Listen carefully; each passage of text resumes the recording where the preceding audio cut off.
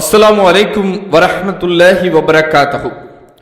நபிகள் நாயகம் ஸல்லல்லாஹு அலைஹி வஸல்லம் அவர்கள் கூறினார்கள், திருமிதியிலே 3417வது ஹதீஸாக இடம்பெறுகின்றது, மீனுடையவர் அதாவது யூனுஸ் அலைஹிஸ்ஸலாம் அவர்கள் மீனின் வயிற்றில் இருந்த நிலையில் செய்த இந்த பிரார்த்தனையை, லா இலாஹ இல்லா அன்த சுப்ஹானக இன்னி குன்து மினல் ஸாலிமீன், உன்னை தவிர வேறு இறைவன் இல்லை, நீ தூயவன், திண்ணமாக நான் அநீதி செய்தோரில் ஆகிவிட்டேன் என்பதாகும்.